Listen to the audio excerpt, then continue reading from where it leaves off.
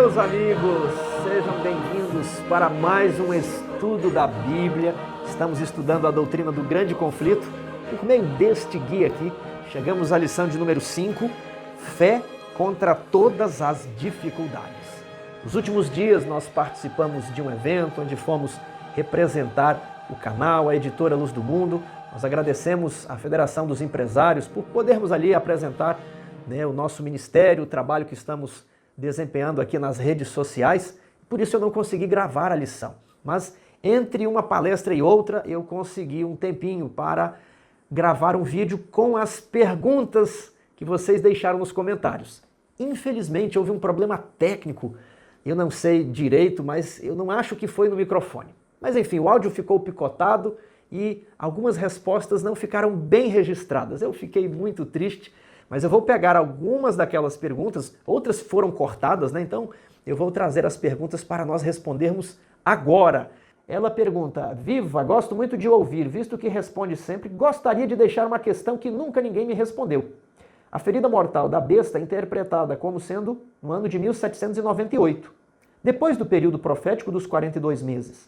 Mas no texto está antes. Aliás, a cura é feita antes do período. Por quê? Um grande abraço. Então, o que esse nosso irmão está perguntando? Lá em Apocalipse 13, fala das duas bestas, né? E a primeira besta, aquela que surge da água, ela recebe uma ferida mortal. E nós acreditamos que essa ferida mortal foi em 1798. Isso aparece aqui em Apocalipse 13, verso 3.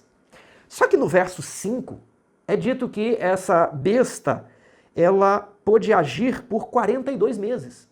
E aí vem a pergunta da pessoa: Tiago, você explicou que esses 42 meses, eles ocorrem durante a Idade Média. E eles terminam com a ferida mortal. Os 42 meses terminam em 1798. Então por que no texto aqui de Apocalipse, os 42 meses aparecem depois do verso 3? Eles aparecem lá no verso 5. Então essa pessoa está sugerindo o seguinte: não deveríamos ler isso aqui em ordem cronológica, e se a ferida mortal está no verso 3, então os 42 meses ainda estariam no futuro? Será que seria um período de tempo ainda por se cumprir? Eis a questão. Então, o que nós podemos dizer sobre isso? Essa proposta, ela não se sustenta. E como nós percebemos que ela não se sustenta? Quando nós aplicamos esse critério a todo o capítulo ou ao livro de Apocalipse, nós vemos que isso aqui vai levar a conclusões absurdas. Como assim, Tiago? O livro do Apocalipse é igual arrumar uma cama. Você coloca o lençol, aí a coberta, aí às vezes uma colcha, e as pontas precisam coincidir para ficar bonito. Você ajusta as pontas, né? Faz as pontas coincidirem. Então, o Apocalipse tem 7 igrejas, 7 trombetas, 7 selos, e você coincide ali, basicamente, o início e o fim de cada sequência de 7. Se nós fôssemos colocar isso em ordem cronológica, olha o absurdo que seria. Após a igreja de Laodiceia, viria as 7 trombetas. E após as 7 trombetas, os 7 selos. E ali as pragas do Apocalipse 16, que vem depois dos 7 selos, né? É como se as pragas viessem depois da volta de Jesus. Então, é uma série de questões que não vai fazer sentido. Veja só, aqui em Apocalipse 13, é dito que o verso 7, foi-lhe dado também que pelejasse contra os santos e os vencesse. Então, peraí, ela recebeu a ferida mortal, aí mais à frente, ela vai agir por 42 meses, e depois dos 42 meses, ela vai vencer os santos. Está percebendo? Se a vitória sobre os santos está depois dos 42 meses, e se nós estamos explicando isso por um critério estritamente cronológico, então deveria ser assim, não é? Mas isso não faz sentido. Depois, a besta que sobe da terra, nós entendemos ser os Estados Unidos, ok? Então, se os 42 meses ainda não chegaram, e se a besta que sobe da terra precisaria vir depois dos 42 meses, então essa besta da terra não poderia ser os Estados Unidos. Depois tem mais um critério. Veja aqui no capítulo 13 de Apocalipse. No verso 15, é dito que a besta, a imagem da besta,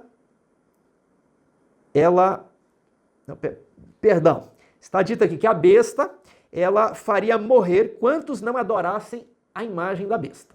Tudo bem? Besta faria morrer quantos não adorassem a imagem da besta. Isso está no verso 15. Só que no verso 17, diz que ninguém poderá comprar nem vender, apenas quem tiver o número da besta. Como que não faz sentido? Primeiro a besta vai matar todo mundo, verso 15, para depois, no verso 17, proibir comprar e vender. Primeiro ela vai emitir a ordem mais severa, para depois emitir a ordem mais branda. Como é que você vai impedir quem já morreu de comprar ou vender? Eu estou aplicando aqui um critério cronológico que muitos utilizam para dizer que os 42 meses estão no futuro, após a ferida mortal. Só que isso leva a conclusões inaceitáveis, que primeiro a besta vai fazer morrer para depois proibir as pessoas de comprar ou vender. Essa é a conclusão que chegamos se entendermos que tudo aqui está num critério, né, estritamente lógico. O Apocalipse tem uma ordem cronológica, mas ele tem uma lógica interna, porque às vezes ele faz recuos no tempo e às vezes ele avança. Então, Tiago, qual é a resposta aqui em Apocalipse 13? Nos versos 1 e 2, é explicado quem é a besta. Olha, existe uma besta, ela tem 7 cabeças, ela tem boca de leão, pés de urso, ela tem a semelhança de um leopardo, né?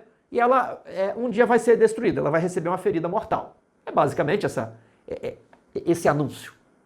Nos versos seguintes, ele vai colocar uma lupa e vai ampliar o que ele explicou no verso 1 e no verso 2. Aí é o verso 5.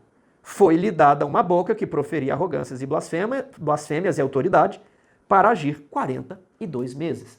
Que, como vimos nos estudos anteriores, é um período que significa 3 anos e meio ou 1.260 dias. Né? Um mês ali de 30 dias, 30 vezes 42 vai dar 1.260.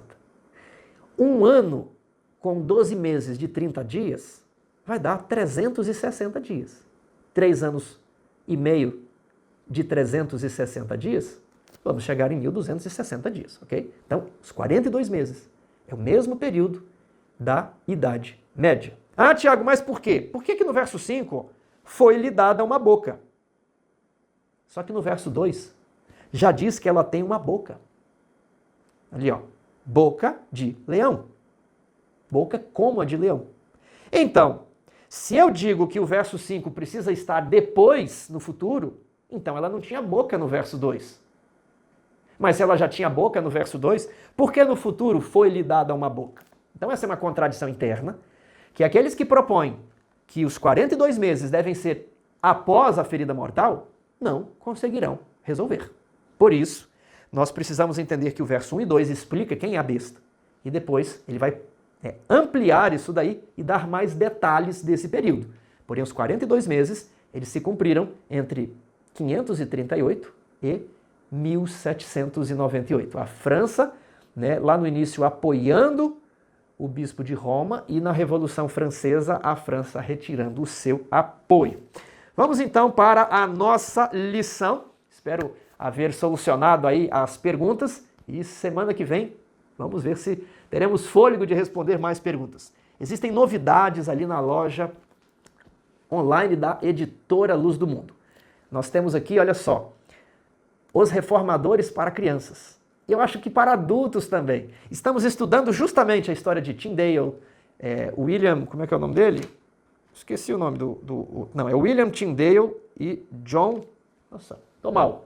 Nós temos aqui Zwinglio, Lutero, Calvino, nós temos algumas mulheres também, George Wishart. Existem vários aqui. Os adultos vão gostar de ler e é o tema do nosso trimestre. Olha, histórias bíblicas ilustradas, muito bonitas para crianças. É o livro que eu utilizo para fazer culto com a minha pequenininha. Paula a Valdense, já estudamos um pouco sobre os valdenses, então, uma história de uma menina valdense. Ouça Seu Clamor, a história de uma família pastoral na Nigéria, ok? É a família Unru. Aqui que falem os primeiros cristãos, como os cristãos do primeiro e do segundo século pensavam. Veja só, tudo está dentro do tema Grande Conflito, da história da igreja cristã. Eu tenho aqui também A Lei da Vida, do Dr. Mark Sandoval. Ele vai falar, Tiago, sobre o que fala esse livro? Curando doenças, depressão e relacionamentos danificados. A mente está ligada ao corpo e o corpo está ligado à mente. Quando o corpo fica doente, a mente fica debilitada. Quando a mente fica debilitada, o corpo adoece. Como você vai encontrar a cura? Com a lei da vida. Então você confira lá, editora luzdomundo.com.br. Vamos deixar aqui os nossos materiais. Parte de sábado. Os reformadores protestantes tinham algo de que as pessoas no século XXI precisam desesperadamente. Um propósito para a vida. Você tem um propósito para a sua vida? Eu, por muito tempo, fiquei sem um propósito na minha vida. Isso me gerava crises, angústia, ansiedade. E depois, eu posso dizer que eu nasci na igreja adventista, mas eu não era tão apegado, eu compreendi muitas coisas depois dos 20 anos. Então, o propósito da minha vida tem sido, ou pelo menos deveria ser, pregar a verdade presente, as nossas crenças distintivas, né, proclamar o autêntico estilo de vida adventista. Esse tem sido aqui o nosso objetivo do canal. Gostaríamos de poder realizar muito mais. Mas eu pergunto para você, você já encontrou o propósito da sua vida? Reflita. Você se sente bem ou você se sente inquieto? Agostinho dizia, tu nos criaste para ti. Inquieto está o nosso coração, enquanto não repousar em ti. Os reformadores da Idade Média, do século XVI, eles tinham um propósito de vida, que era trazer as mensagens bíblicas, trazer a própria Bíblia à disposição do povo. E se esse era o objetivo da vida, era um objetivo tão nobre que valia a pena morrer por ele. Pode parecer um contrassenso. O objetivo de vida pelo qual você morre. E morre com alegria, morre tranquilo, morre com a consciência em paz. Porque, como Paulo, você poderá dizer, combati o bom combate, completei a carreira e guardei a fé. Se Deus está me deixando partir, é porque já desferi as lutas que eram necessárias. Jesus não abandona nenhum mártir. Para os reformadores, negar crenças era negar a própria identidade. Nesta semana, estudaremos um pouco da reforma. Nós fomos chamados a continuar a batalha dos reformadores. Podemos descobrir o Deus grande o suficiente para todos os desafios. Aquele que dá sentido e propósito à vida como nada no mundo jamais poderia dar. A leitura sugerida para essa semana são os capítulos 7 a 11 do livro Grande Conflito. Fala ali a influência de um bom lar, que é a conversão de Lutero, ele decide estudar, né? Depois vai falar a luz na Suíça, a Europa desperta, e o capítulo 11 é os príncipes amparam a verdade, o início do protestantismo. Se você quiser entender como esse processo histórico se desenrolou, você está intimado a ler esses capítulos. Vamos para a parte de domingo, a palavra de Deus somente. Qual foi a atitude de Davi em relação às Escrituras? Como isso impactou os reformadores e a nós? Aqui está escrito em Salmos 119 e 103. A palavra é doce ao paladar. A palavra dá entendimento. A palavra traz esperança e alegria. Foi isso que eu respondi. E se você está sem entendimento, sem esperança, sem alegria, leia a Bíblia. Ela vai regenerar você. Ela vai dar sentido à sua vida. Ela vai lhe dar uma causa pela qual vale a pena morrer. As promessas da palavra de Deus estão falando a nós individualmente, falando tão diretamente, como se pudéssemos ouvir sua voz. Quer ouvir a voz de Deus? Leia a Bíblia. Quer ouvir a voz de Deus audivelmente? Leia a Bíblia em voz alta. Deus vai falar com você. Os reformadores encheram a mente com as Escrituras, viveram pela palavra e muitos morreram por causa dela. A paixão de Wycliffe, era esse que eu queria lembrar, era traduzir a Bíblia para o inglês, a fim de que as pessoas pudessem lê-la. Em seu julgamento, Wycliffe fez um apelo. Com quem vocês pensam que estão lutando? Disse ao concluir. Com um idoso à beira da sepultura? Não, com a verdade. Verdade que é mais forte do que vocês e os vencerá. Está em Grande Conflito, página 76, a transcrição desse discurso. As últimas palavras de Wycliffe se cumpriram quando a luz da verdade divina dissipou as trevas da Idade Média. Sim, a palavra vencerá, sabemos com certeza, e nada nos assustará, com Cristo por defesa. Eu queria que você entendesse hoje qual é a lógica do livro O Grande Conflito. Eu vou colocar alguns slides aqui para que você entenda, e vamos estudar isso daqui, um pouco da cronologia da igreja cristã, porque a lógica do grande conflito é mostrar como os depositários da lei de Deus, os depositários dos oráculos, que eram os judeus, esse encargo ele é transferido para a igreja cristã. E apesar da igreja ter se apostatado, Apocalipse 17, sempre existiu uma igreja pura, uma igreja invisível. E por 1260 anos, essa igreja esteve escondida. Onde, Tiago? No deserto. Então, o grande conflito ele está explicando como a mensagem saiu ali de Jerusalém, foi para a igreja primitiva, aí vem a grande apostasia, mas a verdade ficou escondida no deserto. E os reformadores tentam resgatar essa mensagem. Eles, ao longo de décadas e séculos, eles vão refinando o que durante 1000 anos foi obscurecido durante a Idade Média. Eles vão, até que a mensagem, a tocha da verdade que estava com os judeus, a tocha foi entregue à igreja primitiva, depois à igreja que estava no deserto, aos reformadores e, por fim, a tocha da verdade chega às suas mãos hoje. Você pode fazer parte daqueles que estão lutando para entregar a verdade das Escrituras, a verdade presente, a verdade para este tempo. Você pode ser um proclamador, um reformador. É preciso concluir a reforma protestante. A reforma não terminou. As verdades ainda não foram totalmente limpas e purificadas. Já avançamos praticamente tudo. Mas agora precisamos pregar essas mensagens ao mundo inteiro.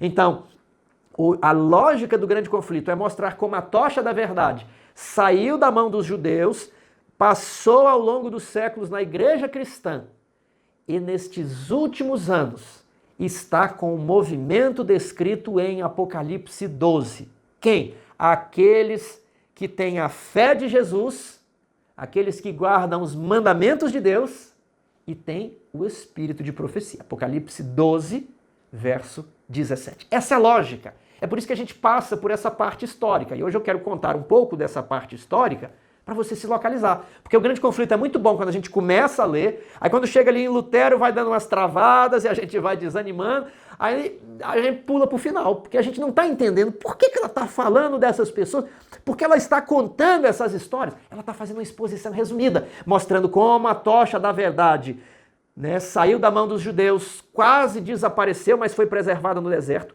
como os reformadores estão resgatando a verdade e como haverá um povo ao final da história deste mundo que viverá pela verdade, que pregará toda a verdade ao mundo inteiro e que esse povo está legitimado pelas Escrituras e que eles são os herdeiros da reforma. Essa é a lógica. Você foi chamado para ser um herdeiro da reforma protestante. Vamos para a segunda-feira, transmitindo a palavra de Deus. É isso que eu quis explicar aqui, a transmissão das verdades, não é? Ao proclamar a verdade, que confiança Paulo tinha, apesar dos desafios que enfrentava? 2 Coríntios 4, 1 a 6. Ele rejeitava as coisas vergonhosas e ele era acusado de adulterar a palavra de Deus. Ele falou, não adulteramos a palavra de Deus. Ele também se recomendava à consciência dos demais. E em 2 Coríntios 2, verso 14, ele diz que Cristo nos conduz ao triunfo. Olha quantas promessas aqui. Que confiança Paulo tinha, apesar dos desafios que enfrentava? Cristo nos conduzirá ao triunfo. Sim, a palavra vencerá. Sabemos com certeza, e nada nos assustará com Cristo por defesa. Por isso que todas as lições estão falando da palavra. É um resgate à palavra das Escrituras. Eu bato na tecla daquele livro, Estudos Bíblicos. Eu não trouxe ele aqui hoje, novamente, está na cabeceira da minha cama. Ler aquilo ali, ficar bom de Bíblia, dominar os textos, os temas, as doutrinas. Essa é a única maneira de você se conservar firme e não ser iludido por doutrinas de demônios, por ventos de doutrinas. Então o apóstolo Paulo enfrentou enormes dificuldades, assim como William Tyndale, assim como Wycliffe, assim como vários outros. E quando queimaram William Tyndale, ele fez uma oração: Senhor, abra os olhos do rei da Inglaterra. a oração dele foi ouvida. Que momento de glória! Rendendo a vida em uma fogueira por amor à verdade. Ele faz uma oração poderosa, que ele sabia que nenhum poder no céu, na terra ou debaixo da terra iria impedir que isso pudesse se realizar. 4 anos após a sua morte, traduções inglesas da Bíblia foram publicadas. Em 1611, a versão King James da Bíblia foi impressa. Foi uma versão muito comemorada na época, uma versão que realmente marcou a história deste mundo. 54 estudiosos realizaram o trabalho e se basearam grandemente na tradução de Tyndale para o inglês. Aqui, 76% praticamente era a tradução de Tyndale, né? E ele dá outros detalhes aqui. A Bíblia foi traduzida para muitos idiomas. O sacrifício de William Tyndale valeu a pena. Leia Daniel 12:3 e Apocalipse 14:13. O que esses versos dizem? Os que forem sábios resplandecerão como o fulgor do firmamento, como as estrelas. Aqueles que ensinaram os outros vão brilhar como as estrelas, para sempre e sempre. Olha só. Apocalipse 14:13. Bem-aventurados os mortos, as suas obras os acompanham. Não seria maravilhoso chegar o momento de render a nossa vida, quem sabe em um leito, ou quem sabe na fogueira, mas poder ter a consciência limpa como Paulo e saber que Cristo nos conduziu ao triunfo. Como Estevão, olhar e ver o céu aberto e Jesus Cristo em pé ao lado do Pai, dizendo: estou contigo, vou sentir a sua dor. Não é mesmo? E poder ser dito de você: fique tranquilo, meu filho, as suas obras estão registradas. Você morre aqui nas labaredas desta fogueira, porém brilhará muito em breve, brilhará para sempre, como as estrelas, para sempre e eternamente. Que promessa maravilhosa. Terça-feira, iluminados pelo Espírito. E aqui a lição fala um pouco da história de Lutero. Só que no livro Grande Conflito, eu acho que 4 capítulos são dedicados para falar da história de Lutero. Então eu preparei alguns slides que eu gostaria de acompanhar com vocês agora. Nós temos aqui a nossa linha do tempo e a marca do século I. Ali aconteceu a morte de Jesus no ano 31. E até quero fazer uma menção que no último sábado, dia 27 de abril, nós comemoramos o aniversário da morte do nosso Senhor. Anote aí na sua Bíblia, Jesus Cristo morreu no dia 27 de abril do ano 31, às 15 horas da tarde aproximadamente. Então, não podemos esquecer do aniversário da morte do nosso Senhor. Não sabemos quando ele nasceu. Provavelmente não foi 25 de dezembro, mas sabemos quando ele morreu. Destruição de Jerusalém foi no ano 70, e aí o início da igreja cristã. Os séculos seguintes, o século II, o século III, a igreja cristã, a igreja primitiva foi muito perseguida. Era o período ali da igreja de Éfeso, da igreja de Esmirna. Porém, no século IV e no século V, a igreja passa a gozar do favor político. Constantino se converte ao cristianismo. Em 313, ele promulga o Édito de Milão, concedendo uma tolerância, uma liberdade religiosa ao cristianismo, restaurando as propriedades da igreja que foram confiscadas pelo Estado. E algumas décadas à frente, Teodósio I, em 380, promulga o Édito de Tessalônica, que transforma o cristianismo na religião oficial do Império. E um tempo depois, os pagãos que eram tolerados passam a ser perseguidos. E assim a igreja de perseguida se tornou uma igreja perseguidora, se utilizando da força do Estado para perseguir aqueles que não concordavam com ela. Depois, no século VI, século VI, VII, VIII, IX, até o século XVIII, nós temos aquele grande período conhecido como o período de supremacia papal. Dentro desse período estamos 1260 anos, que já comentamos Daniel 7:25, Apocalipse 13:5, e também encontramos nesse intervalo os 1290 anos, que foram preditos em Daniel 12, verso 11. É nesse período que também reina de forma suprema o homem da iniquidade, como Paulo advertiu em 2 Tessalonicenses, capítulo 2, verso 3 a 8. Vamos ver esse período de maneira mais detalhada.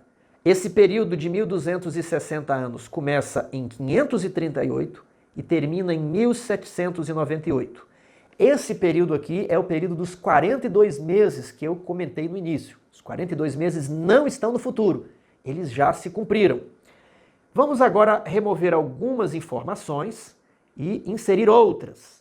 Em 1054 houve o grande cisma, que foi a separação do bispo de Roma e a separação do bispo de Constantinopla. Vocês se lembram que eu comentei sobre a pentarquia, que com a expansão do islamismo, o patriarcado de Jerusalém, de Alexandria e de Antioquia, aqueles territórios se tornaram, do Islã e permaneceram apenas dois grandes patriarcas, o bispo de Roma e o bispo de Constantinopla.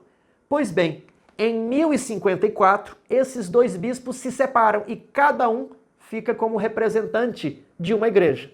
No Ocidente, em Roma, ficou o Papa, o chefe da Igreja Católica Apostólica Romana. Lá no Oriente, ficou o bispo de Constantinopla como chefe da Igreja Católica Ortodoxa Grega. Então, essa é uma data importante, né? Então, de 538 ali até o ano 1000, o Papa foi se fortalecendo, consolidando o seu poder. Houve muitos papas poderosos nesse período, só que ele não conseguiu evitar, em 1054, o grande cisma. Memorize essa data. Isso é importante para o nosso conhecimento histórico, para nós nos localizarmos na profecia. Foi nesse período também que o imperador do Sacro Império Romano Germânico, o rei Henrique IV, se eu não me engano, ele se dirige até a Itália e o Papa deixa ele de castigo 3 dias do lado de fora, no frio. E ele precisa pedir perdão, né? Então, o poder dos papas era muito grande. Isso foi ali, eu acho que no ano 1077. Um pouco depois desse período, de 1054, iniciou-se várias perseguições. Nós temos um longo período aí de quase 500 anos, onde os albigenses na França foram perseguidos, os valdenses nos Alpes, Piemonte e Sardenha, os russitas na Boêmia e os anabatistas, eles foram perseguidos. Essas perseguições não foram ao mesmo tempo. Só que eu estendi ali para você ver a duração dessas perseguições e entender um pouco também a narrativa do grande conflito. Você tem Pedro Valdo ali, um dos primeiros valdenses que é excomungado, e várias perseguições até depois de Lutero. Os valdenses são perseguidos durante muitos séculos. Os albigenses na França, os hussitas na Boêmia, mas isso aí é na época de John Hus, os anabatistas, ali depois os seguidores de Menno Simons. Então, foram muitos séculos de perseguição que eu inseri de maneira resumida. Em 1350 é o meio da vida de John Wycliffe. Aí nós avançamos para o século seguinte. 1415 é a morte de John Hus.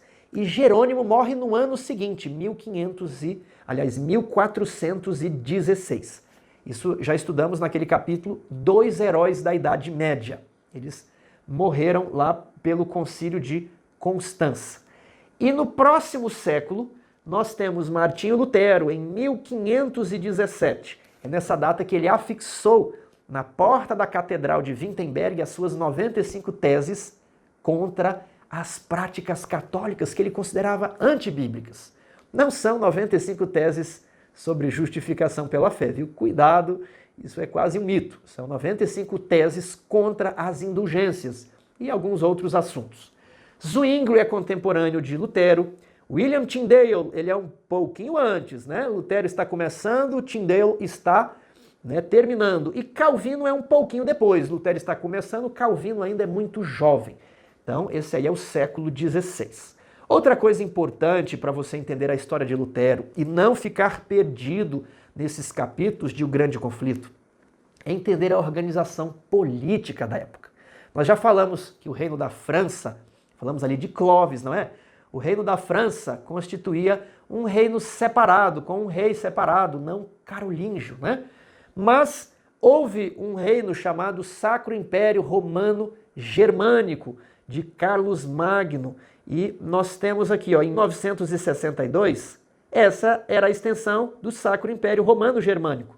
Depois 1034, depois 1181.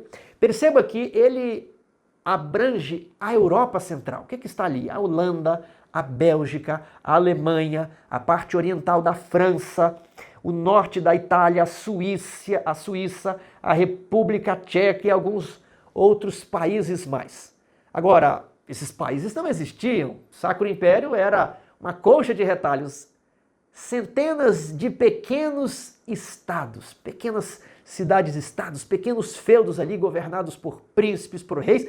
Era uma coisa complicada, uma organização intrincada. Logo mais eu vou mostrar um mapa. 1378, 1548, aqui já está dentro do auge ali da Reforma Protestante, não é mesmo? 1648 ele foi se reduzindo, né? Foi se fragmentando, 1740, 1789, 1806 e terminou, chegou ao seu fim. Aqui está uma imagem com a divisão geopolítica dos reinos no auge do Sacro Império Romano Germânico. Veja quantos pequenos reinos, quantos principados. A Europa Central era uma colcha de retalhos. Como que era a organização política disso daí? Havia um imperador. Esse imperador ele era eleito. Eleito por quem? Pelos eleitores. Aqueles príncipes dos principais reinos dentro desse império todo recortado aí, eles tinham direito de voto, né? Frederico, o protetor, Frederico III, o protetor de Lutero, ele era um dos eleitores. Inclusive, ele é chamado no Grande Conflito o eleitor da Saxônia. Quando você olha aqui no mapa, você vai ver que tem um local chamado Saxônia, e ele era o príncipe daquele local e tinha um direito de voto. Havia vários outros, né, príncipes e reis menores, mas que não tinham direito de voto. E esses príncipes e reis formavam uma assembleia. Essa assembleia se chamava Dieta. Então nós temos esses dois órgãos principais, o imperador e a Dieta. Né? Quem tinha mais poder?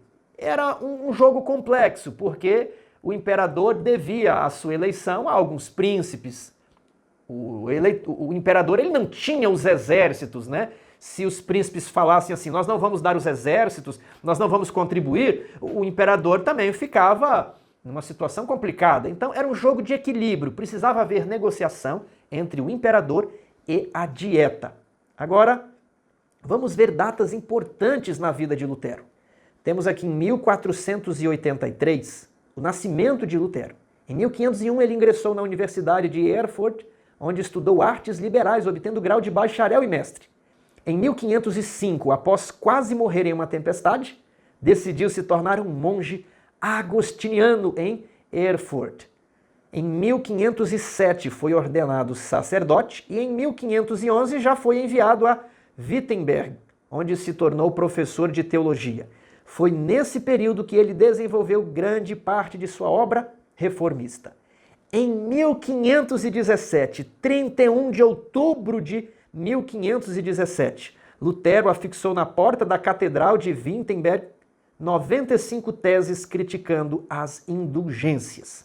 Anote essa data. É uma data importante. 31 de outubro de 1517.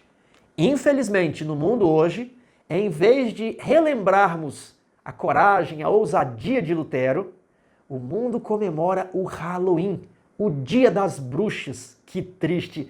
Deveríamos sempre fazer no dia do Halloween uma manifestação cristã no sentido de promover essa data tão importante, numa época em que o mundo está olhando aí para bruxas, demônios, fadas, feiticeiros, né?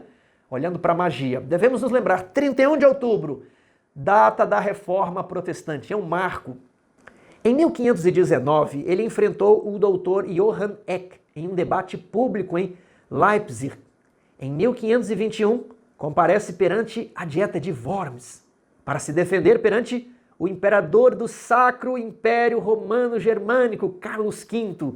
Lutero recusou-se a se retratar, afirmando que não poderia ir contra sua consciência. Esse é um dos episódios mais lindos do livro Grande Conflito, do livro da história de Lutero, quando ele separa os seus escritos em 3 partes, e eles pediam para ele, revogue, retrate-se. E ele falou, olha, eu escrevi aqui verdades do cristianismo em geral, eu não posso retratar-me disso. Aqui eu escrevi sobre doutrinas, isso aqui também não está errado. Aqui tem algumas palavras duras, mas se eu retratar sobre elas, eu também favoreceria os inimigos da verdade.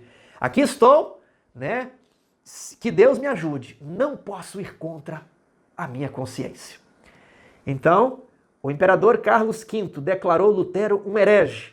No caminho para casa, o reformador foi misteriosamente sequestrado. Cavaleiros encapuzados cercaram ele na floresta e ele, assustado, foi levado para uma prisão. A prisão era o castelo de Wartburg.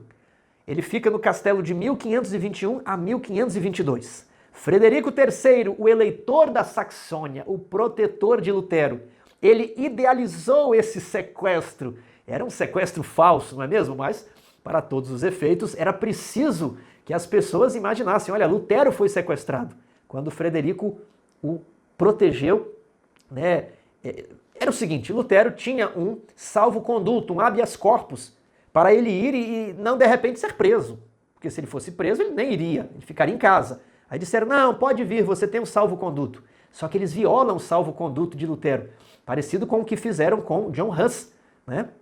E então, quando o Frederico viu que eles iriam trair Lutero, ele sequestra Lutero e leva ele para o castelo de Wartburg, onde o reformador viveu sob o pseudônimo de Cavaleiro Jorge. E durante sua estadia no local, traduziu o Novo Testamento para o alemão. E saíam algumas cartinhas às pessoas, quem está escrevendo isso, Lutero está vivo. E a Europa foi abalada. É interessante, começa na Alemanha, depois é a Suíça, e depois a França, e depois a Inglaterra, e as nações, a Holanda. O Grande Conflito vai contando esse processo, né? A reforma na Alemanha, a reforma na Suíça, a reforma na França, a reforma na Inglaterra, a reforma na Holanda, e depois a mulher foge para os Estados Unidos. Essa é a sequência. É como a verdade saiu das mãos dos judeus e chegou até a minha e a sua mão. Nós, os herdeiros da reforma. Precisamos terminar a reforma. Essa é uma causa que vale a pena viver e morrer. Agora, quando ele sai do castelo, ele se casa em 1525 com Catarina von Bora. Em 1526, ocorreu a primeira dieta de Spira. Spira era a cidade, dieta é aquela assembleia dos príncipes, dos reis do Sacro Império Romano-Germânico, que se reuniam com o imperador do Sacro Império. Então, nessa reunião foi permitida a prática de uma religião diferente do catolicismo, a tolerância religiosa. Não era uma liberdade religiosa nos termos que temos hoje, não. Foi decidido que cada príncipe poderia governar seu território, como ele esperava responder a Deus e ao imperador. Isso permitiu a prática do luteranismo em territórios onde os governantes eram simpáticos à causa da reforma. Ou seja, se o príncipe de um estado era luterano, então todas as pessoas ali seriam luteranas. Se o príncipe fosse católico, então todo mundo tinha que ser católico. Era um negócio, né, um pouco diferente. Você tinha que seguir a religião do príncipe. Era assim que eles imaginavam que a ordem poderia ser mantida. Esse negócio de cada um ter sua religião, isso poderia lançar o império em chamas. Isso não traria coesão a um reino. Era como eles imaginavam. Então, foi permitida uma tolerância na primeira dieta de Spira. Segunda dieta de Spira, houve uma tentativa de anular a decisão de 1926, impondo o catolicismo em todos os estados do Sacro Império. Porém, os príncipes se insurgiram contra essa tentativa e enviaram sua resposta de protesto. Em 1546, Lutero morre em Eisleben com 62 anos de idade. Agora, eu quero ler com vocês qual foi a resposta que os príncipes deram na segunda dieta de Spira. Essas datas e esses eventos são importantes. Talvez você não vai memorizar tudo, mas você precisa ter uma noção para que você entenda bem aqui a sequência histórica. Primeira dieta de Spira, Foi permitida a tolerância religiosa. Na segunda, o imperador Carlos V, ele quer voltar atrás. Não, vamos impor o catolicismo em todos os estados. E alguns príncipes, não. Que é isso? Vamos protestar. Veja só o trecho do documento que também é transcrito em O Grande Conflito, capítulo 11, página 202 e 203. Protestamos pelos que se acham presentes perante Deus, nosso único Criador, mantenedor, redentor e salvador, e que um dia será nosso juiz, bem como perante todos os homens e todas as criaturas, que nós, por nós e pelo nosso povo, protestamos. Não concordamos de maneira alguma com o decreto proposto, nem aderimos ao mesmo em tudo que seja contrário a Deus, a sua santa palavra, ao nosso direito de consciência, à salvação de nossa alma. Que, ratificarmos esse edito, afirmaríamos que quando o Deus Todo-Poderoso chama um homem ao seu conhecimento, esse homem, sem embargo, não possa receber o conhecimento de Deus?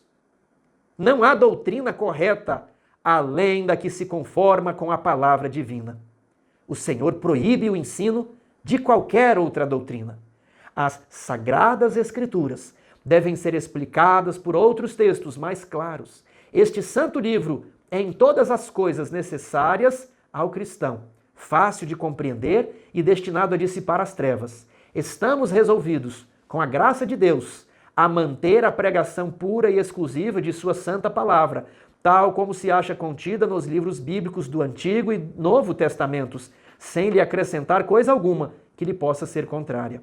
Esta palavra é a única verdade, é a regra segura para toda a doutrina e de toda a vida, e nunca pode falhar ou iludir-nos.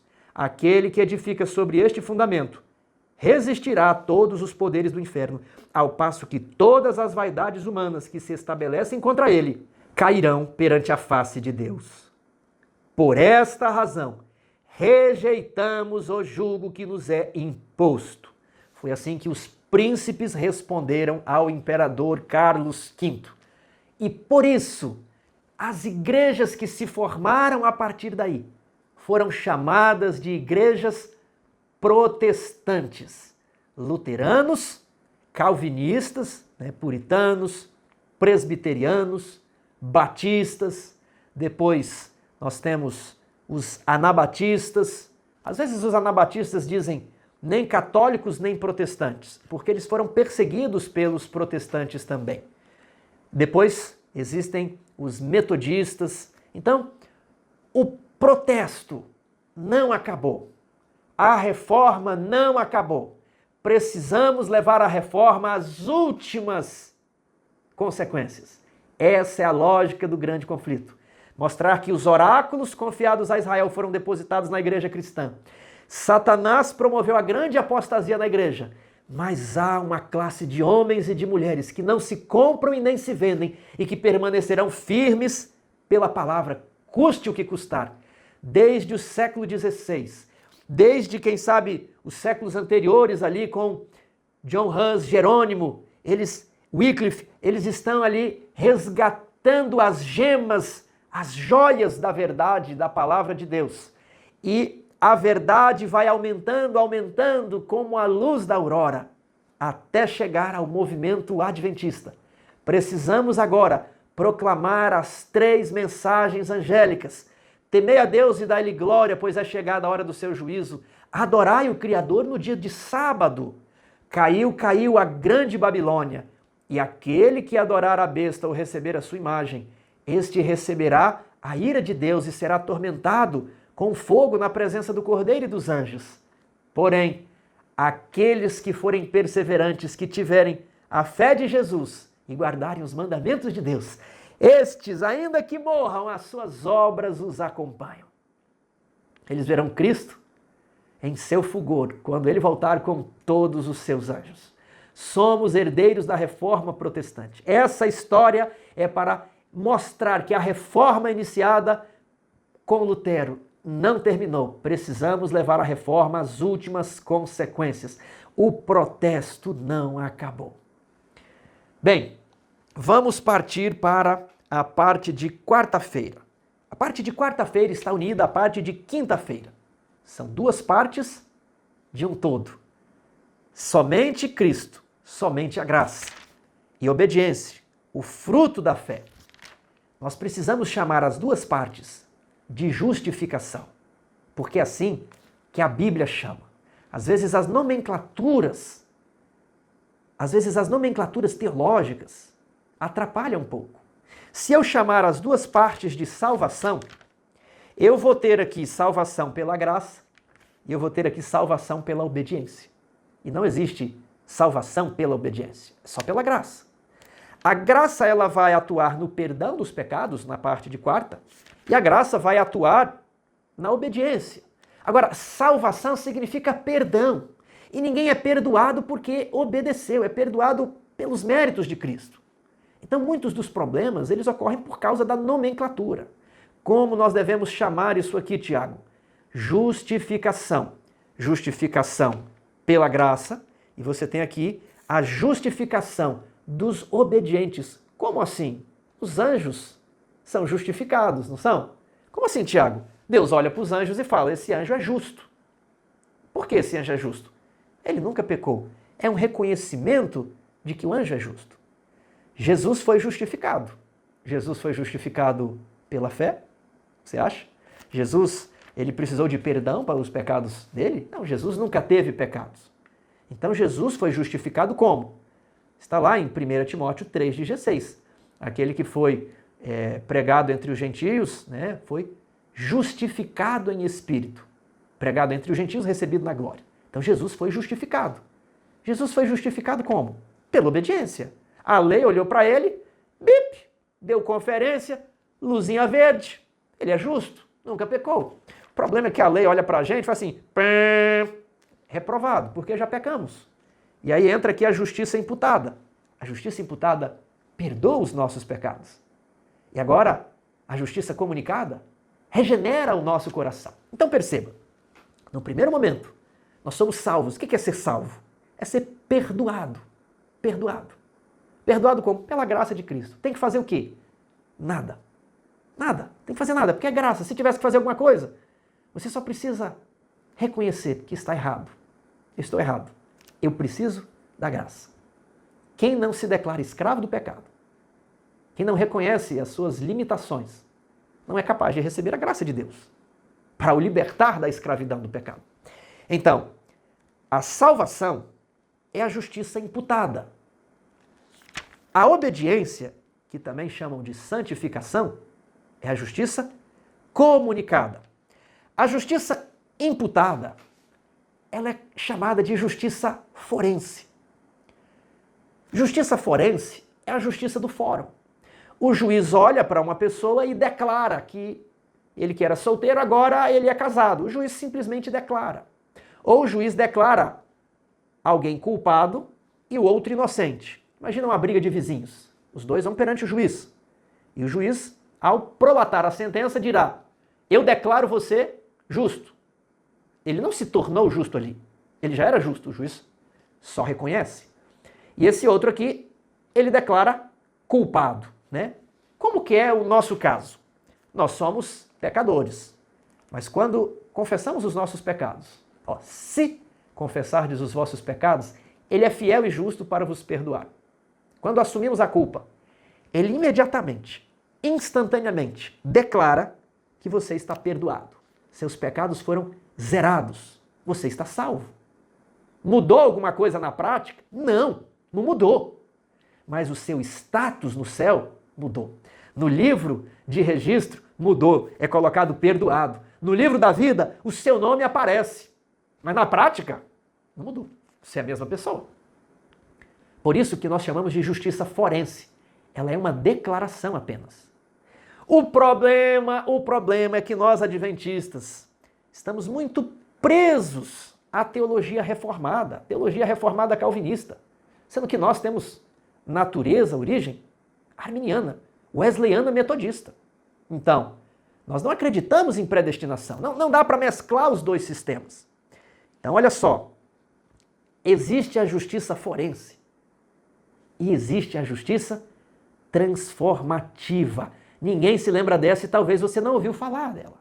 Justiça forense é a justiça imputada, é a salvação pela graça. Romanos 3, Romanos 4 e Romanos 5. Justificados, pois, pela fé, tendes paz com Deus. Romanos 5, 1. Romanos 3, 21. Mas agora, sem lei, se manifestou a justiça de Deus, testemunhada pela lei e pelos profetas. Justiça de Deus mediante a fé. Essa é a forense, essa é a imputada, é a salvação pela graça. Não precisa fazer nada, você está salvo aqui. Só que Romanos tem mais 3 capítulos. Capítulo 6, capítulo 7, capítulo 8. Lá vai falar de uma justiça que talvez você não ouve falar o nome dela. Ela é a justiça transformativa. Por que você não ouve falar o nome dela? Porque está todo mundo bebendo da teologia reformada. E a teologia reformada não aceita que a obediência faça parte da justificação. O que eu estou mostrando aqui? Deixa eu pegar um outro aqui.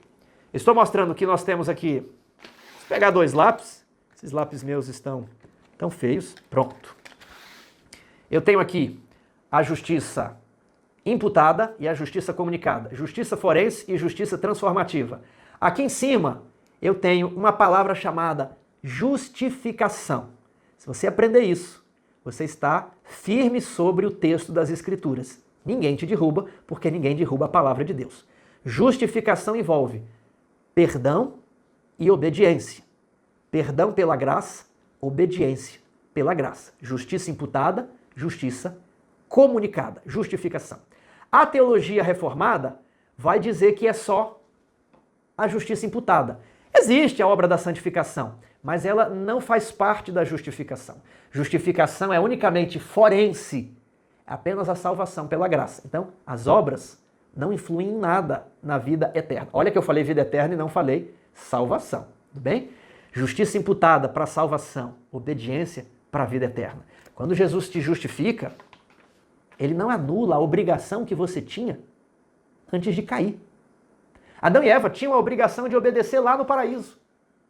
Aí pecaram. Aí ele vai lá e justifica Adão e Eva pela fé. Ele não anulou a obrigação de obedecer anterior à queda. Ele só falou, começa de novo, zerei sua conta, comeu da árvore, tá bom, vou te dar outro teste. Então, justiça imputada, justiça comunicada. Outra coisa que você precisa entender é a justificação católica. Se você não entender a justificação católica, você não vai entender contra o que Lutero e Calvino estavam lutando.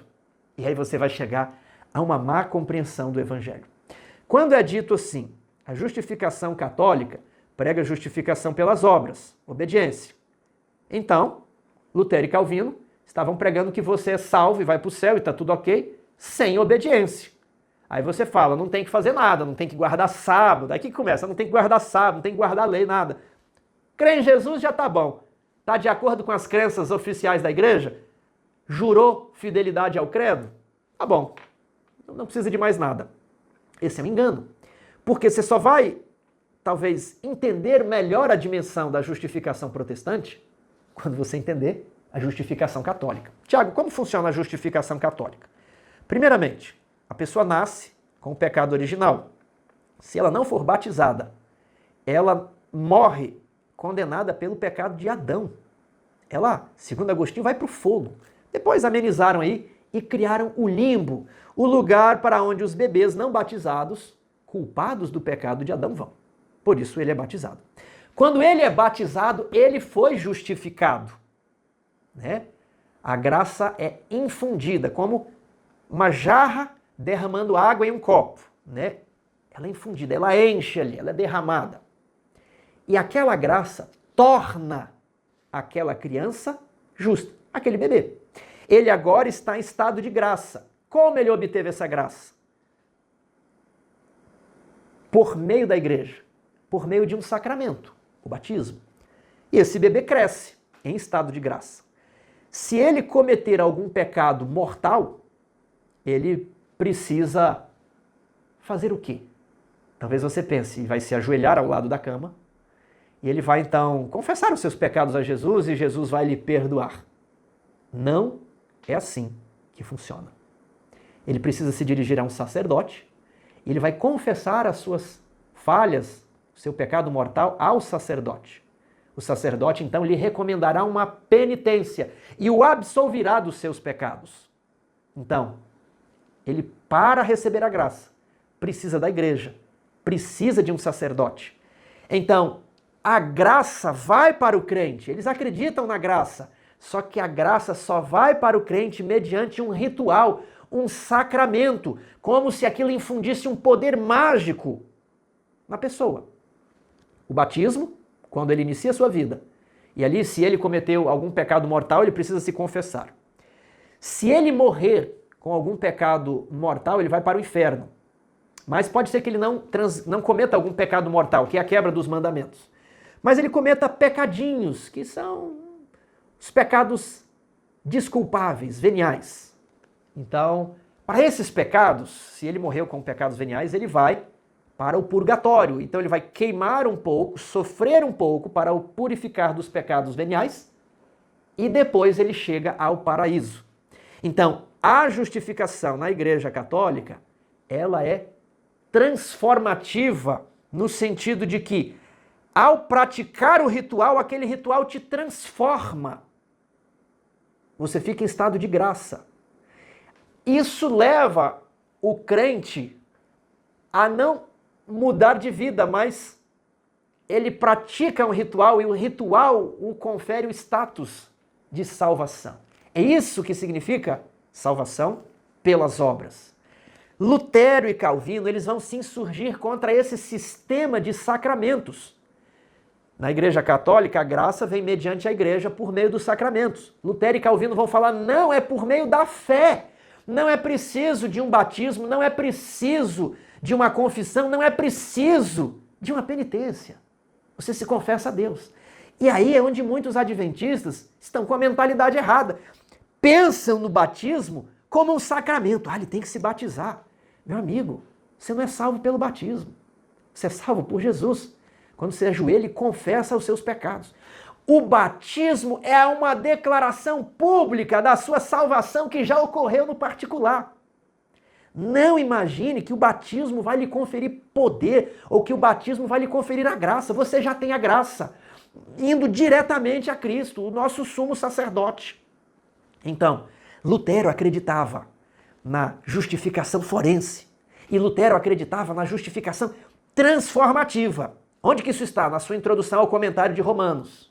Porém, com o tempo, os seguidores de Lutero passaram a enfatizar mais, quase que exclusivamente, a justificação forense, não dando valor ou retirando do esquema a justificação transformativa, justiça comunicada. Então, para muitas igrejas, elas só estão com Romanos 3, 4 e 5, que é a salvação. E elas não querem Romanos 6, 7 e 8, que é a santificação. Elas falam tanto do livro de Romanos, mas param a leitura no capítulo 5, antes de ir para o 6. Vamos ver isso aqui na Bíblia agora? Como funciona o plano da salvação? A nomenclatura plano da salvação, ela fica ambígua. Como funciona a justiça forense, a justiça imputada, o perdão dos pecados? Como funciona a salvação? Pela graça sois salvos, mediante a fé. Não é mediante o sacramento. Entenda que Lutero e Calvino estavam lutando contra o sacramento e não contra a prática dos 10 mandamentos. Então, a confusão de muitos é achar que justificação pela graça, salvação pela graça, é o oposto de obediência aos 10 mandamentos. Não, a obediência proposta pelo catolicismo era a obediência aos sacramentos da igreja e não a obediência aos 10 mandamentos. A obediência aos 10 mandamentos não está em oposição à salvação pela graça mediante a fé. O que está em oposição à salvação pela graça mediante a fé é o sistema sacramental. Romanos, todos pecaram e são justificados pela fé gratuitamente. É um dom gratuito de Deus, a vida eterna. Cristo morreu por nós, sendo nós ainda pecadores. Agora, eu vou para a quinta-feira. Vamos ver aqui Romanos 6. Lemos ali alguns textos de Romanos 3, 4, 5, justificados mediante a fé, não mediante um sacramento, não mediante um ritual, mediante a fé, temos paz com Deus. Capítulo 6, verso 1. Que diremos, pois? Permaneceremos no pecado só porque fomos justificados pela graça? Só porque tem justiça forense? Vamos pecar à vontade? Isso é uma maluquice. Mas Paulo já sabia dessa maluquice e faz essa pergunta. De modo nenhum, Romanos 6,2. Como viveremos no pecado, nós que para ele morremos? O batismo é o símbolo de morte para o velho homem e ressurreição para o novo homem. Esse é o texto que vai aparecer em Efésios capítulo 4, na pergunta 6. Não mais andeis como gentios, né? Vocês vão tirar a roupa do velho homem e vão se vestir do novo homem em justiça e retidão. Agora, Romanos capítulo 6, verso 11. Assim também, considerai-vos mortos para o pecado. Verso 12. Não reine, portanto, o pecado em vosso corpo mortal, de maneira que obedeçais às suas paixões. Será que nós estamos obedecendo às nossas paixões? Será que o pecado está reinando em nós ou é Jesus Cristo que está reinando em nós? Nós somos habitação, ou do pecado, como o cristão de Romanos 7, ou do Espírito Santo. Quem você vai deixar habitar em você? Ali, no homem de Romanos 7, fala, é o pecado que habita em mim. Agora, em Romanos capítulo 8, fala o quê? Verso 8, os que estão na carne não podem agradar a Deus. Vós, porém, não estáis na carne, mas no Espírito, se de fato o Espírito habita em vós. Quem você vai deixar reinar? Quem você vai deixar habitar? O pecado ou o Espírito? Romanos 6,14. Porque o pecado não terá domínio sobre vós, pois não estáis debaixo da lei, e sim da graça. Ou seja, existe regeneração? Se existe regeneração, se Jesus confere poder, você não tem justificativa de falar, nós somos fracos, falhos, pecadores, temos esse corpo. Tudo isso é verdade. Agora, se existe regeneração, como é que a gente vai argumentar com Deus que nós não fomos regenerados, que nós não conseguimos? Olha só, porque o pecado não terá domínio sobre vós, pois não estáis debaixo da lei, da antiga aliança, onde não havia regeneração, mas agora é a nova aliança, tem a graça. Então, não vou ler tudo, são vários versos, mas eu gostaria de ler mais. Romanos capítulo 1, verso 7. A todos os amados de Deus que estáis em Roma, chamados para serdes o quê? Santos. A epístola aos Romanos foi escrita para pessoas que foram chamadas para serem santas. Os que não querem ser santos, os que têm arrepio à santidade, deveriam se converter. Ou a epístola aos Romanos não é para esses. Aqueles que querem fazer do pecado o seu estilo de vida. A epístola dos Romanos é destinada aos que são chamados para serem santos. Agora, Romanos 2,13. Veja só. Porque os simples ouvidores da lei não são justos diante de Deus. Ele só tem fé, ele ouve a lei, mas ele não tem obras. Ele não pratica. Essas obras não são os rituais da igreja romana, não são os sacramentos. Essas obras é a prática dos 10 mandamentos. Porque os simples ouvidores da lei não são justos diante de Deus, mas os que praticam a lei hão de ser justificados. Quem será justificado? Os que praticam a lei. Como você vai praticar a lei? Pela graça. Você é perdoado pela graça. Você pratica a lei pela graça. Tudo é pela graça. É o poder que perdoa. É o poder que regenera. Agora, leia aqui, a Bíblia fala sobre... A Bíblia não, a lição, no segundo parágrafo. A graça nos transforma. John Wesley participou de uma reunião dos morávios em Londres e ficou maravilhado ao ouvir o quê? A introdução ao comentário de Romanos, escrito por Lutero, onde Lutero fala da justiça imputada e da justiça transformadora. Está aqui, ó, a graça nos transforma. Está na lição, isso aqui não é da cabeça de Tiago Elker, não estou inventando nada, estou lendo a Bíblia para vocês. Agora, ali fala que John Wesley entendeu o Evangelho e ele depois inicia o movimento metodista. Que maravilhoso! Que coisa gloriosa, um grande movimento metodista. Ali havia o movimento da santidade. E John Wesley escreveu um livro que eu recomendo para vocês aqui, uma explanação clara da perfeição cristã. Recomendo também a introdução, o comentário de Romanos de Lutero, está aqui, e já que a lição está falando de John Wesley, uma explanação, uma explicação clara da perfeição cristã. Um livro que esmagou o meu ego, que me falou, Tiago, pobre pecador, mas existe esperança na graça de Cristo. Leia 1 Pedro, 2 Pedro, Colossenses, Efésios. Que verdades vitais essas passagens revelam sobre a vida cristã? Desejar ardentemente a vida espiritual, crescer na graça, viver de modo digno. O velho homem passou, o novo homem deve ser o nosso estilo de vida. Essa é a verdade pela qual vale a pena morrer. a verdadeira explicação do plano da salvação, uma compreensão da doutrina da justificação, os ensinos de Jesus sobre a salvação. Às vezes falamos muito de Paulo e esquecemos que os ensinos de Jesus são ainda mais claros e mais diretos. Ouviremos a voz do nosso querido Senhor Jesus, aquele que foi tratado como um criminoso, espancado, açoitado, humilhado, aquele que sentiu o pavor da morte eterna. Se ele falhasse, tudo estaria perdido. Mas ele pensou em você. E ele falou: meu amigo, vai valorizar o meu sacrifício. Eu vou justificá-lo gratuitamente, sem cerimônias. Ele vai se confessar diretamente a mim, o seu sumo sacerdote.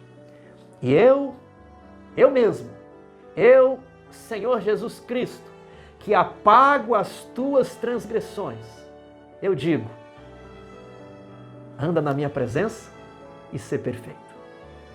Esse Jesus vai habilitar você para guardar todos os 10 mandamentos, para receber o caráter de Jesus, para amar como Jesus amava, para ser misericordioso como Jesus era misericordioso, para ser manso e paciente e para revelar o amor de Deus ao mundo em trevas. A reforma não terminou. Você é chamado para viver e morrer pela mesma causa. Que Deus os abençoe.